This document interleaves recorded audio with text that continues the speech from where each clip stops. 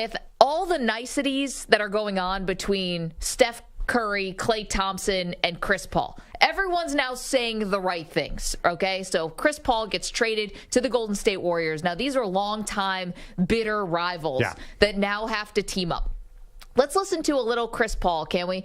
Shall we? This is from NBA Today. He was talking to Malika Andrews on joining the Warriors. They focusing on winning, just like myself. And I think when you've been around, these guys for so long and Steve Kerr and everybody, Mike is the GM, Dunleavy. I played against Mike. I think everyone pretty much knows each other pretty well and understands, it's only one reason why everybody's playing at this point. Yeah, kind of through gritted teeth, we all realize that we kind of, I don't want to say need each other, but that Chris Paul now needs the Warriors if he's going to try to win a ring before he retires. I don't know how many more stops Chris Paul has. He's 38 years old.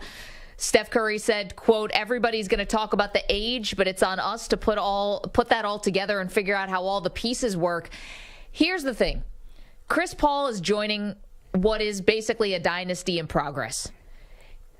If they win a ring this year and this upcoming season, and Draymond comes back and all that stuff, Chris Paul's going to be an afterthought on this team. There's no way that someone's going to say, Chris Paul, NBA champion because we remember him with the Warriors. No, it's going to be like tacked on like it was with Gary Payton. Gary Payton had a Hall of Fame career as the glove, one of the great players. Everyone loved Gary Payton. How many people even remember that he won that title with the Miami Heat? I totally in 2006? agree.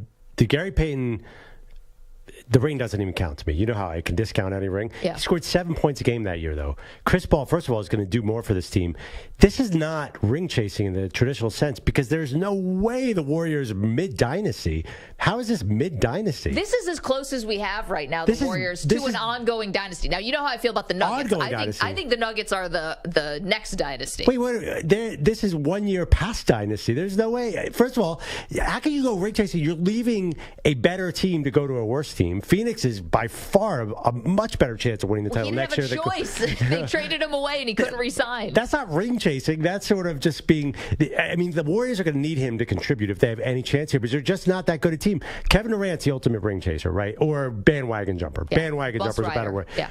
So he joined a team that had just won 73 games the year before. Not a team that got knocked out in the second round by the Lakers, who aren't even that good. They're 2 years away from winning a title. It's not like they won a title ancient history. Right, but they're so old now. And they clearly, they didn't realize everyone in the West was going to get big guys. And now they're stuck with Kevon Looney taking on an all-star team. They don't even need Chris Paul. They need a big guy. If he can pull off something, if they're going to win a title, it'll be a small miracle. And they're going to need Chris Paul to be a huge part of that. No, but they're like the old and young team. That's the thing. The core is old for sure, but they've got to hope that the Moses Moody's and Kumingas and stuff really do come along. Jordan Poole's out the door. Right. They realize that they made a mistake there. They overpaid, according to them, and the whole Draymond punch thing threw that all into a blender. But to think that to totally write off the Warriors that they don't have another title run, that's crazy. First of all, everyone wrote them off 2 years ago, and they end up beating the Celtics in 6. There's no reason why the Warriors, except for the Nuggets. The Nuggets are the one kind of indestructible force that I see. But you know how this league goes. Injuries happen all the time. The idea that the Warriors couldn't rep off another one and that Steph Curry couldn't get his 5th ring is crazy to me. But Chris Paul's going to be a PS on this. And if he thinks that he's going to make this big legacy, if this is going to be a legacy play, then he's kind of sorely mistaken. Chris Paul's going to walk into the Hall of Fame no matter what, so it's not about like legacy on the line. But as far as like him being known as this great winner in the league, that's already passed. That's never going to happen. The thing is, though, this is the 4th best team he's been on, probably, because he was on that. Listen, I'm a big fan of that Blake, DeAndre Jordan, Chris Paul team. They had so much talent. They should have won something. Then Chris Paul always got hurt at the worst time. Then he was on a really, really good Houston Rockets team that probably should have won something, but he got hurt. They were in the peak of their powers. That was prime Rockets. Then he joined Phoenix, and they had every chance to win a title, and he got hurt. So this is not like those situations. To me, this is a much more of a long shot. And they're not in the top 5 in odds for the title next year. They're even below below my Sixers. They're just not built like a title. Who's going to play the 4 and the 5 for this team? Well, they have to have Draymond back. I mean, that's going to be Draymond's 6'5". Who's going to cover Jokic? Okay, but that has worked for them in the past, with Draymond and that small lineup. Now, against Jokic, I don't know if anything's going to work against Jokic. Feels like the tide has changed in the West, and the West is so loaded in the front courts that Golden State feels like an afterthought because of that.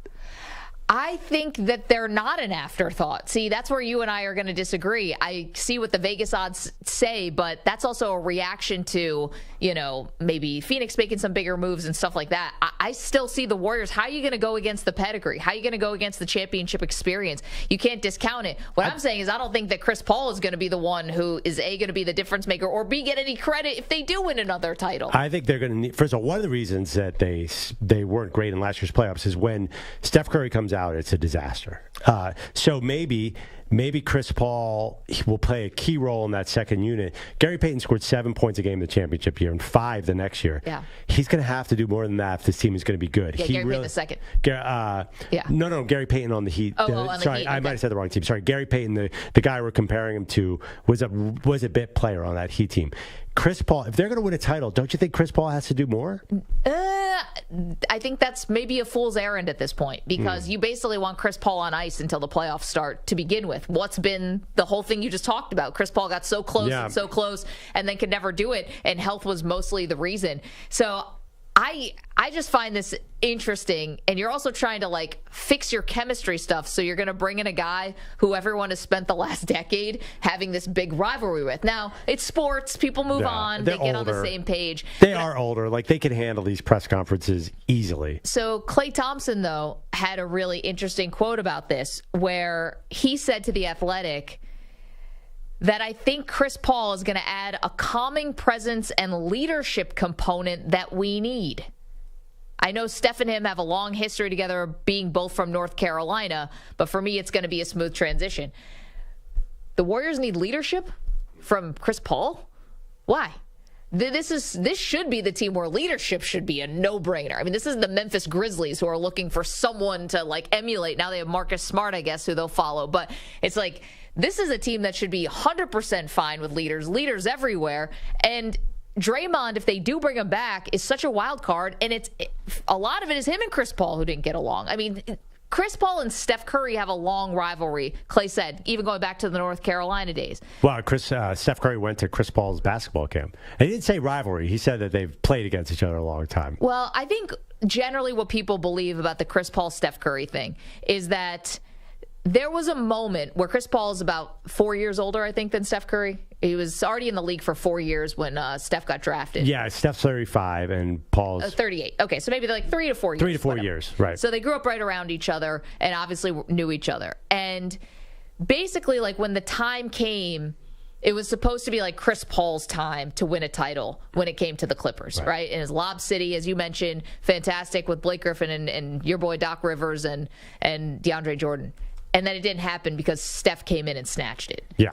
And so Steph sort of almost jumped him, if you will, in terms of becoming the next guy. And maybe there were feelings there. They've also played each other where Chris Paul is notoriously, physical guy on the court. Curry thought there were maybe some tough fouls there. Yeah, it's funny. I understand this, and I've heard locker room stories about the Warriors holding against.